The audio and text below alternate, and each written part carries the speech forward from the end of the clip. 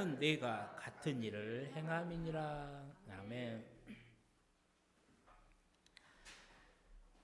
설교를 이렇게 준비하다 보면요, 늘 하는 고민이 있습니다. 먼저는 이제 제 자신에게요. 설교자가 이 설교를 준비하고 이 설교를 쓰면서 잘 이해하고 있느냐라는 거예요. 이게 무슨 말이냐면 이 말씀 앞에 나는 회개하는가라는 것이죠. 그리고 두 번째는 이제 우리 성도님들에 대한 고민입니다. 우리 성도님들은 이 설교를 잘 들을까? 한 주간 정말로 이 말씀을 붙들고 이 말씀을 곱씹으면서 삶의 자리에서 하나님을 붙들고 복음을 붙들며 살아가고 있는가라는 고민입니다. 그러다가 문득 가룟 유다가 했던 유명한 말씀이 생각이 났었죠. 그게 바로 오늘 우리 설교 제목입니다. 나는 아니지요. 이게 무슨 말이냐면 성경이 말하는 죄인, 성경에서 말하는 회개할 자, 성경에서 말하는 정말로 나쁜 행동을 하는 사람, 그 사람이 나는 아닐 거라는 거예요. 나와는 상관없고 그냥 다른 사람의 이야기일 거라고 생각하면서 혹시 오늘 주시는 말씀들을 듣고 있지는 않나라는 걱정이었습니다.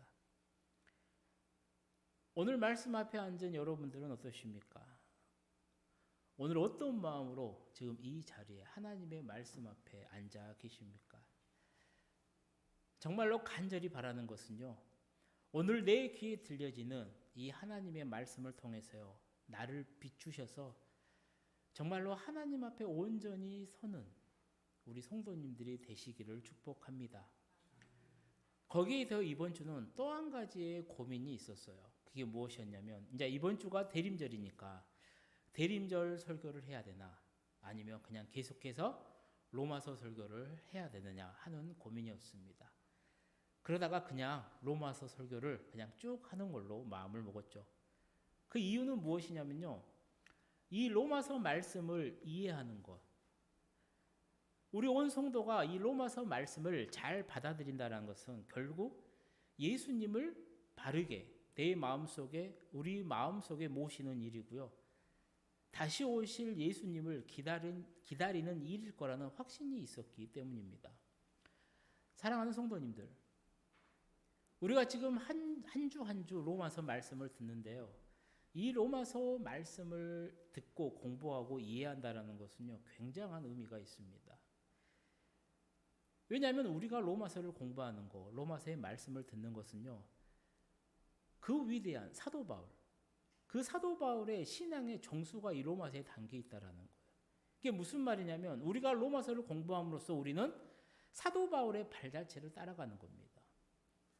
그리고 또 우리가 로마서를 공부한다는 것은 무엇이냐면요, 뭐 마르틴 루터라든가 존 칼뱅이라든가 정말로 이 신학계에서 기독교에서 정말로 유명한 학자들, 수많은 믿음의 거장들의 그 뒷 발자취를 따라간다는 거예요. 이 믿음의 거장들이 로마서를 읽습니다. 그리고 로마서를 깊이 공부를 해요. 그리고 묵상을 하면서요, 모두 다 한마디씩 남겨요. 루터는 로마서를 보고 뭐라 했어요? 신약 성서의 가장 중요한 부분이라고 그래요. 또 가장 순수한 부분이라는 거예요. 그래서 그리스도인이라면 누구나 이 로마서를 구구절절 암기해야 되고 영혼의 양식으로 삼아서 매일매일 묵상을 해야 된다고 말을 했습니다. 영국의 시인이었던 사무엘 테일러 코렐리지는 로마서를 뭐라 했냐면 지상에서 가장 심오한 책이라고 했어요. 스위스 주석가는요, 교회에서 일어나는 모든 큰 신앙의 부흥은 그 원인과 결과가 이 로마서에 있다고 했어요.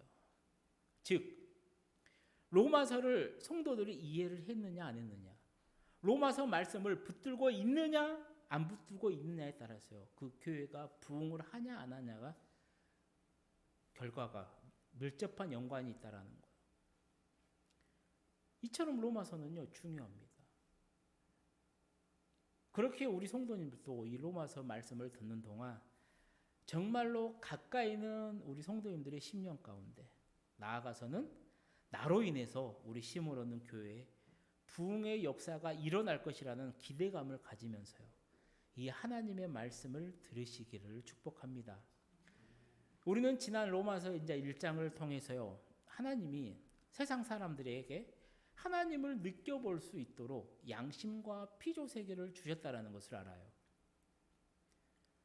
즉 사람은 하나님이 지으신 이 피조 세계를 통해서요. 하나님을 자연히 알게 됩니다. 그래서 사람들은 하나님을 찬양하며 살아야 돼요. 또 양심도 주셨어요. 그래서 온전히 하나님을 우리 마음에 모셔야 됩니다. 그런데 사람들이 어떻게 했다라는 거예요? 하나님을 그렇게 섬기지 않았다라는 거예요. 하나님을 우리 마음속에 내쫓아 버렸다라는 겁니다. 의도적으로, 일부러, 알고. 그런데 문제는 하나님도 그 인간들을 버렸다라는 것이죠. 그리고 그렇게 하나님으로부터 버림받은 결과가 무엇입니까? 인간들은 세 가지의 방면에서 타락하게 되었다라는 거예요. 첫 번째는 영적으로 타락을 하게 돼요. 하나님을 모시지 않으니까. 그러니 자연스럽게 내 욕망을, 내 욕심을 채워질 그 무언가, 우상 숭배를 하게 되더라는 거예요. 두 번째 타락은 뭐예요? 성적으로 타락을 해요. 그리고 이 성적 타락의 극치가 뭐냐면 바로 동성애라는 겁니다. 그리고 세 번째는 윤리적으로 타락을 해요. 우리가 지난주에 살펴보았죠. 21가지였습니다. 본질적 영역의 죄가 4가지가 나와요. 불의, 추악, 탐욕, 악의. 그리고 두 번째는요. 다른 사람을 괴롭히는 죄예요. 시기라든가 살인이라든가 분쟁이라든가 사기라든가 악독이라든가. 그리고 세 번째는요. 공동체를 파괴하는 죄 12가지였습니다. 문제는 이렇게 살아가는 거 그런가 보다 해요. 근데 그들의 마지막을 보면요. 참 끔찍하다는 거죠. 로마서 1장이 그걸 어떻게 결과를 표현하느냐면 우리 로마서 1장 32절 말씀을 함께 읽어보도록 하겠습니다. 그들이 이 같은 일을 행하는 자는 사형에 해당한다고 하나님께서 정하심을 알고도 자기들만 행할 뿐 아니라 또한 그런 일을 행하는 자들을 옳다 하느니라. 아멘. 이게 하나님을 버린 결과가 뭐라는 거예요? 사형이라는 거예요. 사형으로 끝난다는 것을 안다라는 거예요. 내가 그렇게 사는 것도 모자라. 그런데 사람들은 어떤다라는 거예요? 그런 일을 행하는 사람들을 너 잘했다. 야 잘했다. 그거 당연한 거야. 괜찮아. 이렇게 부추긴다라는 겁니다. 그러면서 살아가고 있다라는 거예요. 사랑하는 성도님들, 이렇게 하나님을 버리고 불쌍하게 사는 사람들을 어쩌면 좋겠냐라고요. 더 이상 그들에게 희망이 없냐라고요. 더 이상 그들은 이제 죽음밖에 없냐라는 거예요. 사도 바울이 로마서를 기록한 이유는요. 이 말씀을 받고 그래 너 이런 놈이야. 써서 주는 겁니다. 너 이런 사람이야. 그래서 너 결과는 뭐예요?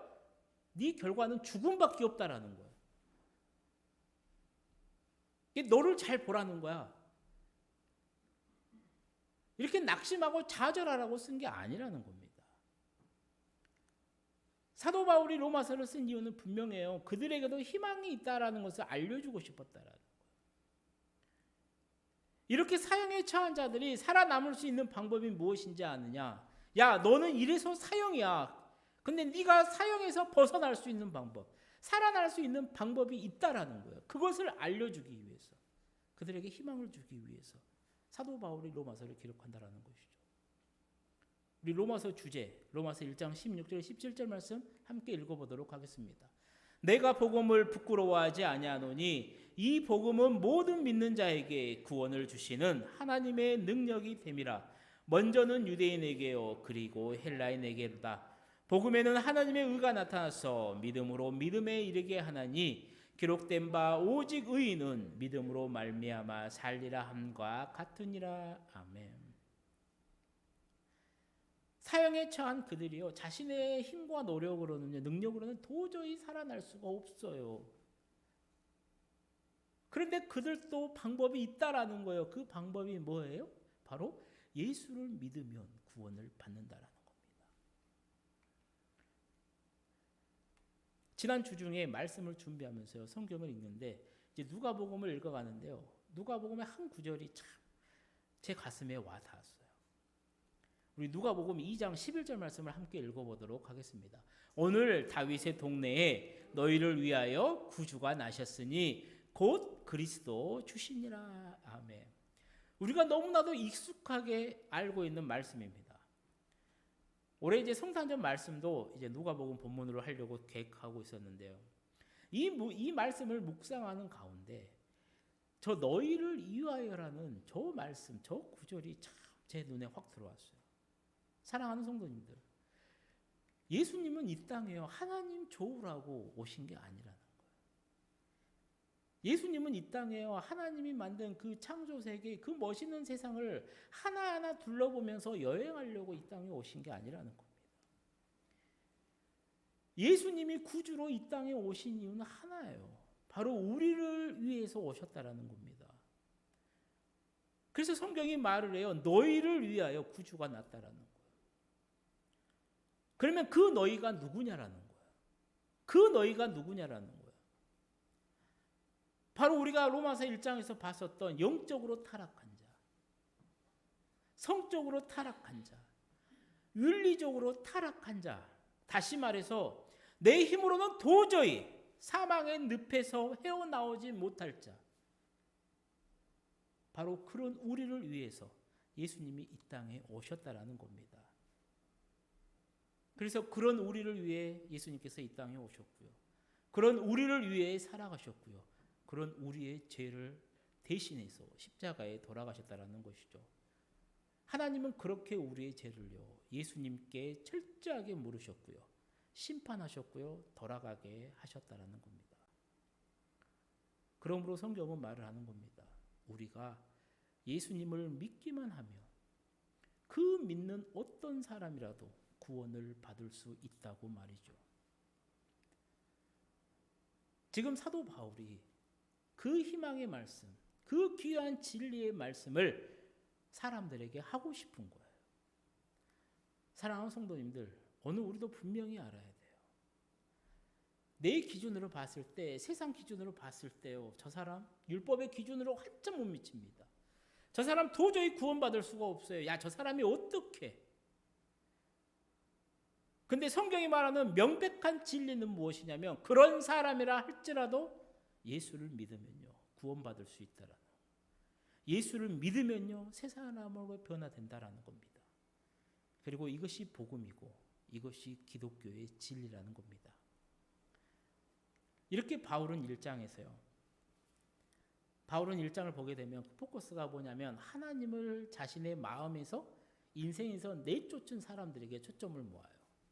그리고 2장으로 넘어옵니다. 넘어오면서요. 초점이 어디로 맞춰지냐면 하나님을 1장은 하나님을 마음속에서 내쫓은 사람이에요. 2장은요. 그러면 반대로 하나님을 마음에 모시고 있는 사람들에게 초점을 맞춰요. 그래서 대부분의 성경학자들은 로마서 1장을 이방인을 향한 대상으로 한 말씀이라고 봐요. 그리고 로마서 2장은요. 유대인을 대상으로 한 말씀으로 보고 있습니다.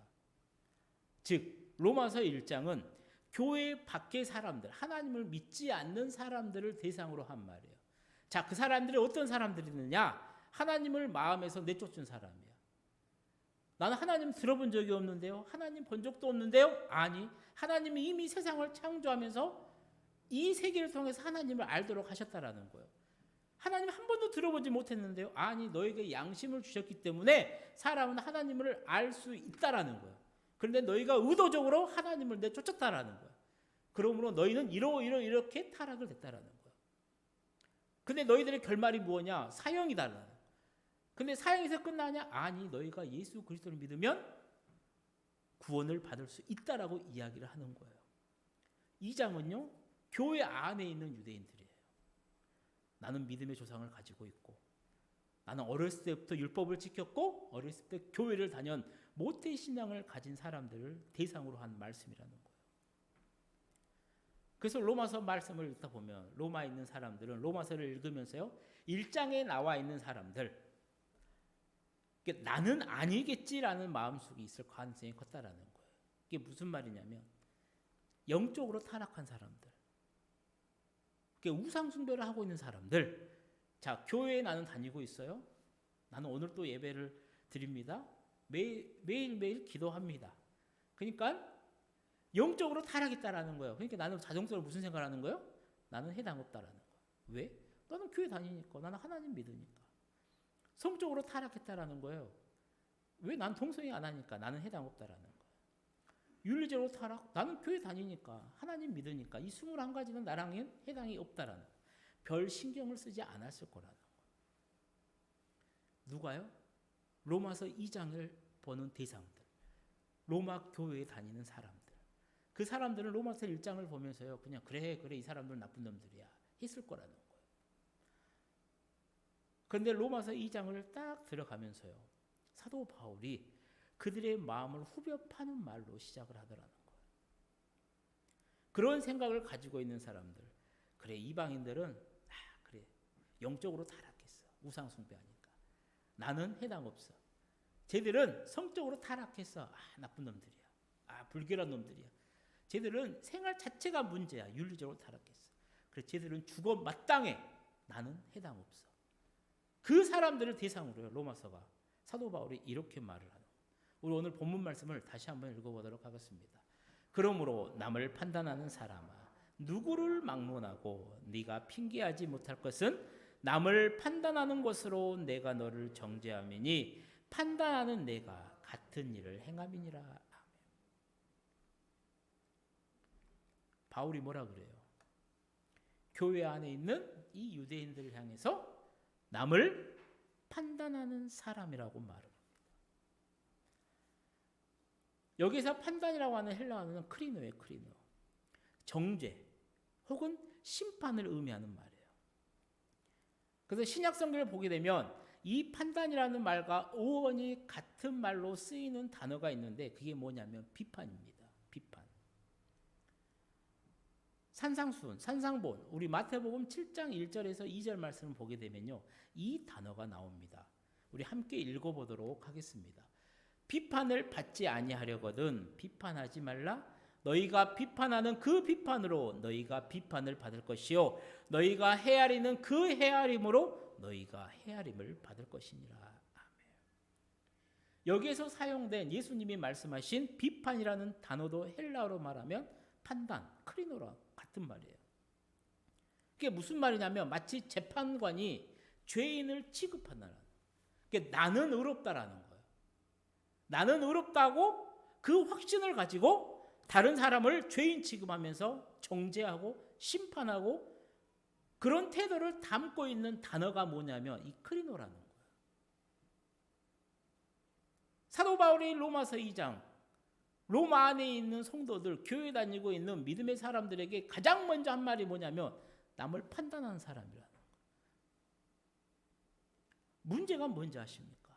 문제가 뭐냐면요. 왜 이게 문제가 되냐면 이 정죄라고 하는 거, 심판이라고 하는 거, 판단이라고 비판이라고 하는 것은 누구만이 하냐면 공의로우신 하나님만이 할 수 있다라는 거예요. 그런데 하나님만이 할 수 있는 이것을 내가 교회 안에 있는 유대인이라고, 내가 교회에 다니고 있다라고, 내가 교회에서 직분이 무엇이다라고, 내가 모태신앙이라고, 신앙의 뿌리가 있다라고 사람들이 하는 잘못을 범하고 있다라는 거예요. 그러니까 하나님이 하는 것을 왜 사람들이 하고 있냐라는 거예요. 제가 한번 전에도 말씀을 드렸어요. 세상의 기준으로 봤을 때, 세상의 눈으로 봤을 때는 그럴 수 있을지 몰라요. 한번 잘 들어보세요. 판사나 검사는요, 죄인으로 법정에 선 사람보다 훌륭합니다. 교수는요, 학생들보다 훌륭해요. 목사는요, 교인보다 훌륭합니다. 부자는요, 가난한 자보다 훌륭합니다. 배운 사람은요, 못 배운 사람보다 훌륭합니다. 세상의 눈으로, 세상의 가치관으로 생각을 하면요, 맞는 말이에요. 그럴 수 있어요. 근데 진짜 그렇냐고요? 아니라는 겁니다. 판사나 검사가요, 죄를 지어서 법정에 서 있는 그 죄인보다 더 의롭냐고요? 우리가 절대로 그렇다라고 말하지 못해요. TV만 틀어보세요. 인사청문회 하잖아요. 인사청문회 뭐 장관이라든가 이런 대상자가 누구예요? 판사 출신, 검사 출신입니다. 그들이 죄를 안 지었어요? 아니요. 정말로 추악한 죄를 지었어요. 정말로 많은 죄를 지었어요. 주소지 이전하지 말한 거 다 했습니다. 권력을 그런 데 써요. 자신의 죄를 숨기기에. 대놓고 말하자고요. 그 사람이, 그 판검사가 정말로 어쩔 수 없이 죄를 지은 죄인보다 아무 힘도 없고 백도 없고 돈도 없어서 그저 때리는 형벌을 받아야 되는 그 사람들보다 훌륭하다라고 말할 수 있겠냐고요. 목사가 교인보다 훌륭합니까? 그냥 세상의 관점을 일반적으로 잠깐 생각하면 그렇다라고 말할 수 있어요. 그런데 성도들 가운데 목사들보다 훌륭한 사람들 너무나도 많아요. 정말로 힘든 직장 생활하면서요. 목회자처럼 새벽을 깨우는 그렇게 영성을 키워가는 사람들 많습니다. 힘드는데요. 온몸을 들여 헌신하는 성도들 너무나도 많아요. 경제적으로 넉넉하지 않아요. 그런데 주님이 기뻐하는 흔적들을 남기려고 정말로 믿음으로 애쓰는 사람들 많아요. 부유한 사람들 가운데는요. 주님의 나라를 세우는 그 일을 위해서 전적으로 물질을 사용하시는 분들이 너무나도 많아요. 그런 성도님들을 볼 때마다 목사님들이 늘 하는 말이 있어요. 우리 교회는 성도들의 믿음이 목사인 나보다 훨씬 낫다라는 말을 자주 합니다. 그런데 제가 목사라고 어떻게 여러분들을 판단해요? 그런데 목사라는 자리가 자칫 잘못하면 판단하기 쉬운 자리입니다. 그래서 그런 잘못을 범할 수가 있다라는 거예요. 장로가 왜 저래? 안수집사가 왜 저래? 왜 교회 다니는데 저래? 그래서 어떤 목사님은 이런 말도 합니다. 지금 한국 교회 안에 가장 큰 문제는 판단하는 사람으로 넘쳐나는 거라는 거예요. 여러분은 어떻게 생각하세요? 생각해 보십시오. 목사들이 만나면요, 누구를 판단할까요? 장로들이 만나면 누구를 판단할까요? 아니, 교회 다니는 성도들이 만나면요, 누구를 판단할까요? 한번 가만히 들어보십시오. 그러면 어떤 한 사람이 도마 위에 올라옵니다. 그리고 정말로 깨끗이 그 사람은 모든 것이 다 발라져요. 문제는요, 자신들은 아무 잘못도 없느냐, 하나님의 자리에 앉아 정죄하고 판단하고 있을 때가 많다라는 거예요. 그러면서 문제는 무엇이에요? 그것을 내가 죄라고 생각하지 않는다라는 겁니다. 예수님께서 공생의 사역을 하실 때요, 이렇게 판단을 잘했던 사람들이 있어요. 그 사람들이 누구예요? 바로 바리새인들이었습니다. 바리새인들은 자신들이 정말로 율법을 제대로 지켰기 때문에 자신들은 의인이라고 생각했어요. 그래서 남을 판단하는 일에 정말로 서슴지 않았어요. 우리 잘 알고 있는 누가복음 18장 말씀 함께 읽어보도록 하겠습니다. 두 사람이 기도하러 성전에 올라가니 하나는 바리새인이요 하나는 세리라. 바리새인은 서서 따로 기도하여 이르되 하나님이여, 나는 다른 사람들 곧 토색, 불의, 간음을 하는 자들과 같지 아니하고 이 세리와도 같지 아니함을 감사하나이다. 나는 일에 2번씩 금식하고 또 소득의 11조를 드리나이다 하고, 세리는 멀리 서서 감히 눈을 들어 하늘을 쳐다보지도 못하고 다만 가슴을 치며 이르되 하나님이여 불쌍히 여기소서, 나는 죄인이로소이다 하였느니라. 내가 너희에게 이르노니 이에 저 바리새인이 아니고 이 사람이 의롭다 하심을 받고 그의 집으로 내려갔느니라. 무릇 자기를 높이는 자는 낮아지고 자기를 낮추는 자는 높아지니라 하시니라. 아멘. 바리새인은요, 자신은 율법을 다 지켰다고 생각했어요. 그리고 그들은 실제로 지켰어요. 그러다 보니까 무슨 생각을 해요? 토색한 자, 불의한 자, 간음한 자, 그런 사람들, 세리들을 비판하더라는 거예요. 근데 세리의 기도는 뭐예요? 그게 아니에요. 하나님, 제가 죄인입니다. 하나님, 내가 죄인이니까 나를 불쌍히 여겨주십시오 기도하더라는 거예요. 예수님의 마지막 결론이 뭐라는 거예요? 의롭다함을 받은 사람, 하나님께 의롭다함을 얻은 사람은 바리새인이 아니라 세리였다라고 분명하게 말씀하더라는 거예요. 사랑하는 성도님들, 이 바리새인들의 문제가 뭔지 아십니까? 일반 사람들만 비판하는 게 아니었어요. 일반 사람들만 비판하다 보니까 너무 판단하기 쉽다 보니까 쉽게 하다 보니까 이들은 나중에 하나님의 아들이신 예수 그리스도, 예수님까지도 비판하게 돼요. 예수님이 어떤 잘못을 했는데요? 무슨 잘못을 했는데요? 그냥 예수님이 하는 모든 것들이 다 꼴보기 싫었어요. 안식일에 병자 고쳤다고. 안식일에 밀밭 가면서 제자들이 그 밀을 비벼서 먹었다라고까지 비판을 합니다. 사도 바울도 마찬가지예요. 바리새인이었습니다. 예수님을 만나기 전에는요, 그 비판에 가장 일선에 섰던 사람이 사도 바울이에요. 그러니까 예수 믿는 사람을 감옥에 가두려고 잡으러 갈 정도였어요. 그런 바울이 다메섹 도상에서 예수님을 만납니다. 그리고 자신이 얼마나 어리석은지를 깨닫게 돼요. 자신이 얼마나 추한 사람인지를 깨닫게 되더라는 거예요. 마틴 루터도 이런 말을 합니다. 성도의 믿음이 커지면 커질수록, 그리고 하나님의 은혜가 커지면 커질수록 그 사람은 자신이 큰 죄인임을 더욱 자각하게 된다. 그리고 자신이 큰 죄인임을 더 깊이 자각하는 사람일수록 그는 더 큰 의인이다라고 말을 합니다. 사랑하는 성도님들, 이런 말씀을 들으시면서 어떻게 생각하십니까? 왜 우리는 죄도 많고 부족한 것도 많고 잘난 것도 없는데 왜 그럼에도 불구하고 남을 판단하고 남을 비판하고 남을 비난할까요? 그 이유가 무엇일까? 예수님께서 산상보훈에서요, 그 문제에 대한 답을 주셨습니다. 우리 마태복음 7장 3절에서 5절 말씀을 함께 읽어보도록 하겠습니다. 어찌하여 형제의 눈 속에 있는 티는 보고 내 눈 속에 있는 들보는 깨닫지 못하느냐? 보라, 내 눈 속에 들보가 있는데 어찌하여 형제에게 말하기를 나로 내 눈 속에 있는 티를 빼게 하라 하겠느냐? 외식하는 자여, 먼저 내 눈 속에 들보를 빼어라. 그 후에야 밝히 보고 형제의 눈 속에서 티를 빼리라. 아멘. 이게 무슨 말이에요? 남을 판단하는 사람일수록 사실은 자신에게 더 큰 문제가 있다라는 거예요. 남의 잘못, 남의 티가 더 잘 보이는 사람일수록 자신들의 눈에는 그 티와는 비교도 되지 않을 건물을 지을 때 들어가는 그 들보가 들어있다라는 겁니다. 그래서 자신의 눈에와 들보가 있기 때문에 어떻게 돼요? 사물이 정상으로 보이지 않아요. 자꾸만 왜곡해서 보인다는 겁니다.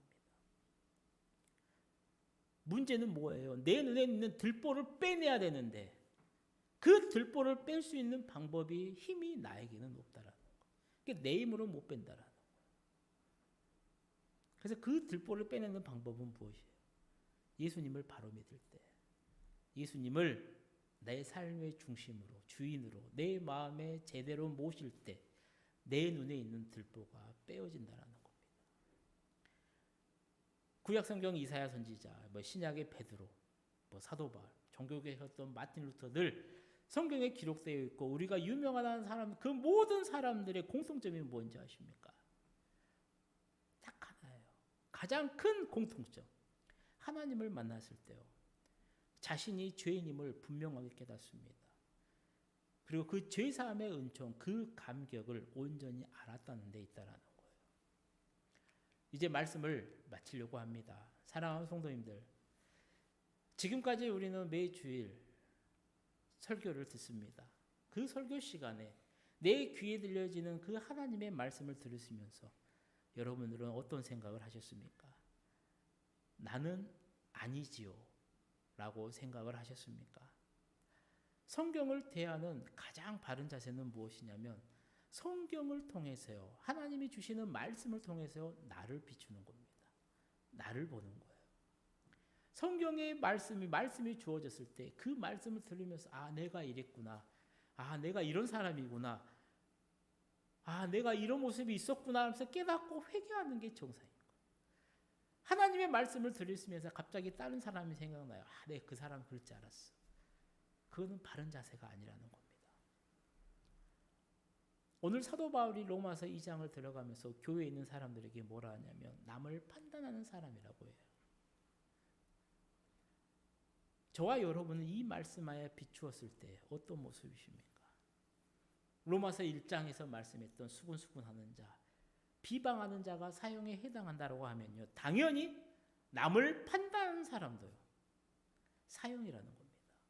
사랑하는 성도님들, 제발 매주일 들려지는 이 귀한 말씀들을 나와 상관없는 말씀으로 받지 마시고요, 정말로 내가 살 길, 우리가 살 길, 그 길은 교회에 있는 사람, 예배당에 예배하려고 나온 사람, 모태신앙, 신앙의 뿌리가 있는 사람이 아니라 예수님을 믿고 예수님을 나의 왕으로 내 마음으로 모시는 그 길밖에 없다라는 것을 분명하게 깨달으시고요, 정말로 여러분들의 마음, 우리의 중심을 예수님으로 가득 채우시고 이제는 남을 판단하는 사람이 아니라 정말로 예수님처럼 긍휼과 사랑으로 그 상처를 덮어주시고 그 상처를 싸매어 주시고 이해하고 용납하면서 사랑을 베푸는 그런 주님의 사람들로 하루하루 세워져가는 우리 모든 성도님들 되시기를 주님의 이름으로 간절히 축원드립니다.